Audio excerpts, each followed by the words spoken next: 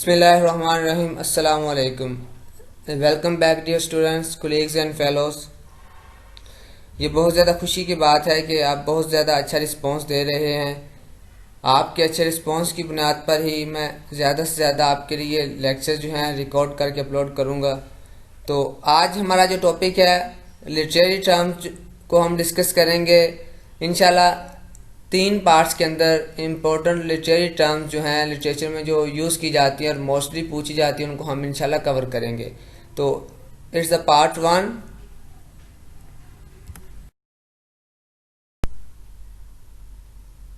First of all we will discuss about allusion. Allusion के हवाले से जब हम बात करें तो इसका उर्दू में मीनिंग बनता है झलक। किसी भी चीज़ की पास से, हमारे गुजरे हुए ज़माने से कोई हिस्टोरिकल वाक़े की तरफ इशारा करना है, किसी शख्सियत की तरफ इशारा करना है और अपने रीडर को उस चीज़ से फेमिलियर करवाना होता है। A reference to an historical or literary person, place or event with which the reader is assumed to be familiar. For example, stop acting so smart, it's not like you are Einstein. Einstein एक scientist था जिसकी हमने यहाँ पे एक झलक दी, इसका reference दिया अपने रीडर्स को इससे फेमिलियर करवाने के लिए। Second example, in Adam's fall we sinned all. अब एडम्स फॉल ये हिस्टोरिकल रेफरेंस है तो हमने इसको अपने प्रेजेंट में इसको रेफर किया। Second and very important literary term anaphora. Anaphora is when a word or phrase is repeated at the beginning of multiple sentences throughout a piece of writing. इसके अंदर यूँ होता है कि जब भी कोई भी पीस ऑफ राइटिंग पे काम हो रहा है, कुछ लिखा जा रहा है, तो बहुत से सेंटेंसेस के शुरू में एक ख़ास सेंटेंस बोला जाता है, कुछ वर्ड जो हैं बार बार रिपीट किए जाते हैं। इसमें मैंने एग्जांपल कोट की है, the speech of Winston Churchill, we shall fight on the beach of.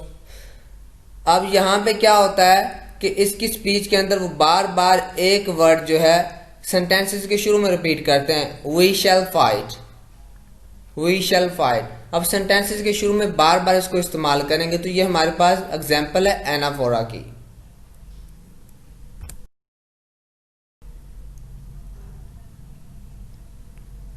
उसके बाद हमारे पास जो है लिटरेरी टर्म कोलैक्युलिज्म जो है। Colloquialism is the use of informal language and slang. It's often used by authors to lend the sense of realism to their characters and dialogue. अपने characters को जो रियल सेंस देने के लिए इस्तेमाल की जाते हैं वर्ड्स। फॉर एग्जांपल, अब हमारे पास कुछ वर्ड्स दिए हुए हैं, ये वर्ड्स भी हो सकते हैं, फ्रेजेस भी हो सकते हैं। Hey, what's up man?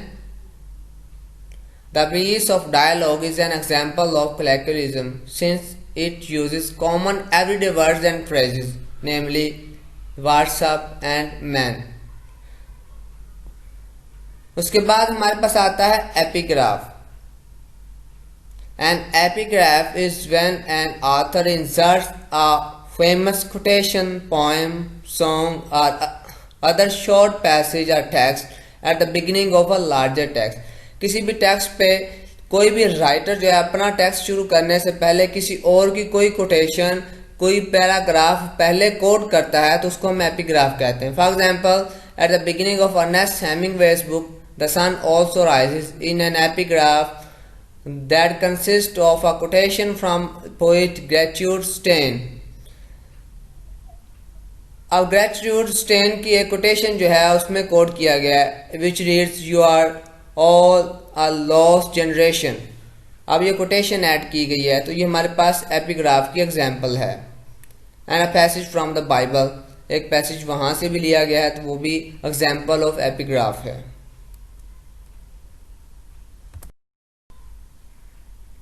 Next हमारे पास है फ्लैशबैक। फ्लैशबैक का मीनिंग है कि हम स्टोरी के दौरान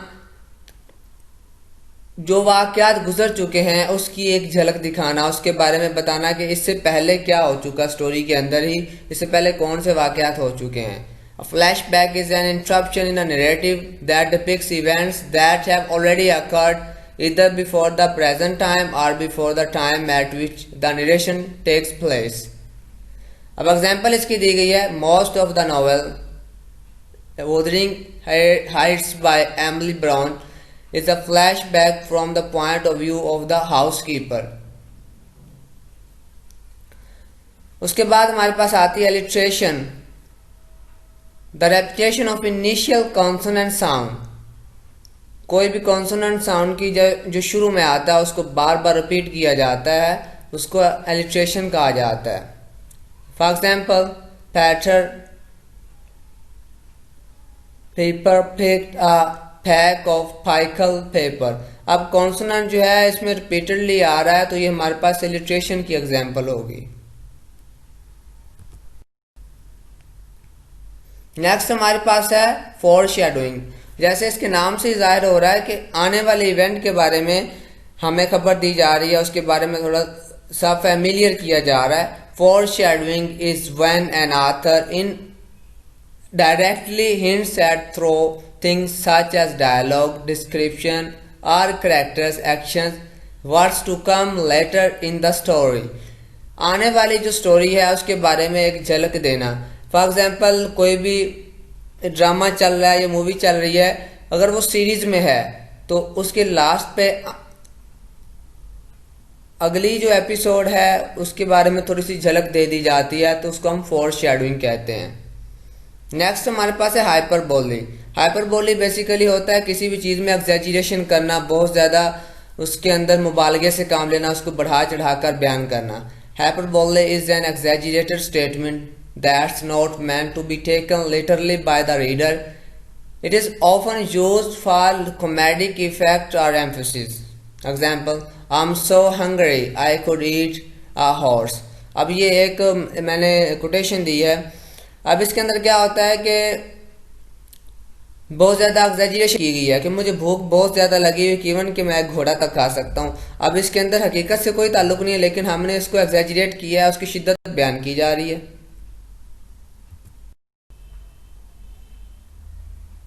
नेक्स्ट हमारे पास है imagery. Imagery is when an author describe a scene, thing और idea so that it appeals to our senses. हमारी 5 senses को जो अपील करता है उसको डिस्क्राइब करना, उसका मंजर, उसकी मंजर कशी करना, ये इमेजरी कहलाता है. This device is often used to help the reader clearly visualize parts of the story by creating a strong mental picture. अब एग्जाम्पल जो है विलियम वर्ड्सवर्थ की दी है, क्योंकि इन्होंने नेचर को बहुत अच्छे से डिस्क्राइब किया है. इनकी पोइम्स के अंदर हमें इस चीज़ की झलक मिलती है. The famous poem I Wandered Lonely as a Cloud is a good example of imagery.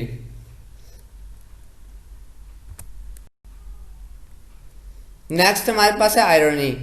ये बहुत इंपॉर्टेंट है, इसके बारे में इंटरव्यूज के अंदर भी पूछा जाता है और एमसीक्यूज भी पूछे जा सकते हैं, तो इसको आप ज़रा गौर से सुनिएगा. Irony is a statement used to express an opposite meaning that the one literally expressed by it.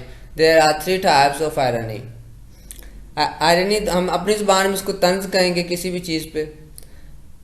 तो इसकी फर्स्ट जो है kind verbal irony, when someone says something but means the opposite. Situational irony, when something happens that's the opposite of what was expected or intended to happen. So simple. आगे है dramatic irony, when the audience is aware of the true intentions or outcomes while the characters are not. As a result, certain actions or events take on different meanings for the audience than they do for the characters involved. अब example जो है ये हमारे पास William Shakespeare की से ली गई है, उसकी ट्रेजेडी से, रोमियो एंड जूलियट से. अब Romeo commits suicide in order to be with Juliet. However, the audience knows that Juliet is not actually dead. अब इसके अंदर ड्रामेटिक आयरनी है कि रोमियो जो है जूलियट की वजह से सुसाइड करता है कि वो मर चुकी है. हकीकत में क्या होता है कि जूलियट जो है वो मरती नहीं है, वो तो सिर्फ सो रही होती है.